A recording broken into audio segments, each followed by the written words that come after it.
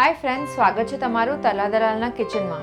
હું વિધિ આજે એક બહુ જ સરસ ઇન્ડિયન અને ઇટાલિયન ફ્યુઝન રેસિપી બનાવવાની છું, જેનું નામ છે નાન્ઝા.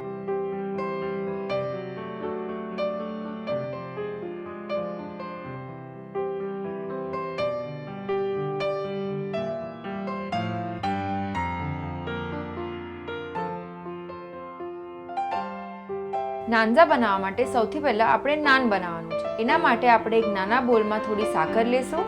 એમાં થોડું આપણે વોર્મ પાણી નાખશું.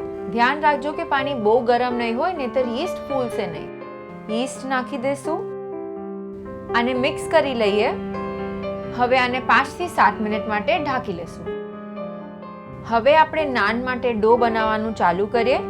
એના માટે સૌથી પહેલાં મેંદો લેશું.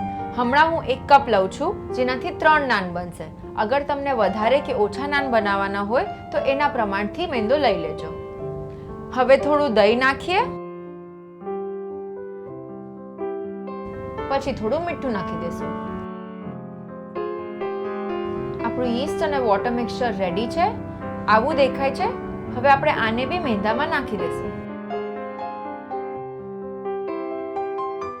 હવે લાસ્ટમાં થોડું ઘી નાખશું અને ડો બનાવવાનું ચાલુ કરશું. આને એકદમ જ સારી રીતે મસળી લેજો. આ લોટને બહુ જ સારી રીતે મસળવાનું છે, એનું ધ્યાન રાખજો. આમાં એમ તો પાણીની જરૂર ના પડે, પણ અગર તમને લાગે છે કે તમારો લોટ એકદમ ડ્રાય છે તો તમે થોડું વોર્મ પાણી નાખી શકો. આપણો લોટ બાંધીને તૈયાર છે. હવે આપણે આને ઢાંકીને અડધો કલાક સાઈડમાં રાખી દઈશું. આપણો ડો તૈયાર છે. હવે આમાંથી હું બધી એર નીકાળી દઈશ. જો હવે આવું દેખાશે. હવે હું આને 3 ભાગમાં ડિવાઈડ કરી લઈશ.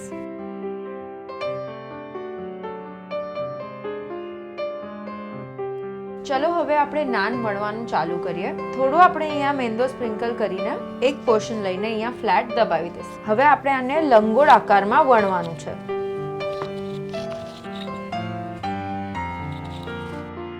હવે આપણે આના પર થોડું કાળું તલ નાખશું અને પાછું વણવાનું.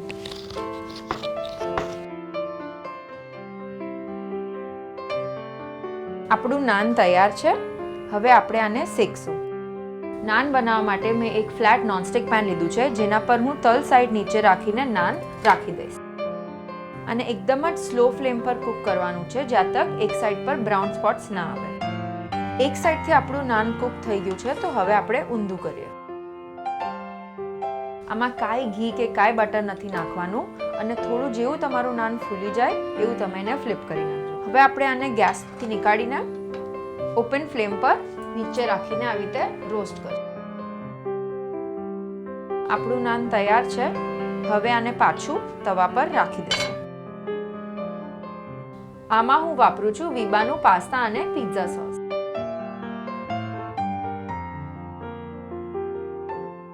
આમાં થોડું પિઝા અને પાસ્તા સોસ નાખીને આના પર સ્પ્રેડ કરી નાખશું. અને જલ્દી કરજો, નહીં તો તમારું નાન બળી જશે નીચેથી. જોઈએ તો આ સ્ટેજ પર ફ્લેમ બંધ કરીને પછી બધું સેટઅપ કરીને પાછું ચાલુ કરજો. હવે આપણે આના પર કેપ્સિકમ નાખશું. રેડ, યલો, ગ્રીન તમને જે નાખવું હોય નાખી શકો. તમને અગર બીજા ટોપિંગ્સ નાખવા હોય તો તમે એ બી નાખી શકો. હવે હું થોડા કાંદા બી નાખીશ. હવે હું નાખીશ આના પર બેબી કોર્ન, જે મેં લાંબા સુધારી નાખ્યા છે અને બ્રાન્ચ કરી નાખ્યા. હવે સૌથી ફેવરેટ પાર્ટ, આની ઉપર હું નાખીશ બહુ જ બધું ચીઝ. હવે આપણે સાઈડમાં અહીંયા બટર નાખી દઈશું. બધી સાઈડ બટર નાખી દેજો, એટલે તમારું પિઝા સારી રીતે કૂક થઈ જાય. હવે આપણે ખાલી આને ઢાંકીને થોડી વાર કૂક થવા દઈશું, જ્યાં તક ચીઝ મેલ્ટ થઈ જાય. તમે જોયું હશે કે અમે આમાં કાંઈ એક્સ્ટ્રા હર્બ્સ નથી નાખ્યા, કારણ કે આ વિબાના પાસ્તા એન્ડ પિઝા સોસમાં બધા હર્બ્સ છે. હવે આપણું પિઝા રેડી છે, અને આપણે ગેસ બંધ કરીને નીકાળી લેશું એક પ્લેટ પર. જોયું કેટલું ઈઝી છે. હવે આવી રીતે આપણે બીજા 2 નાન્ઝા બી બનાવી દઈશું. Till then, good buy from વિધિ.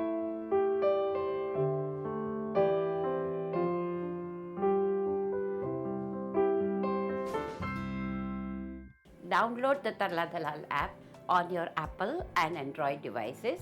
Follow us on the Facebook, and તરલાદલાલ.com.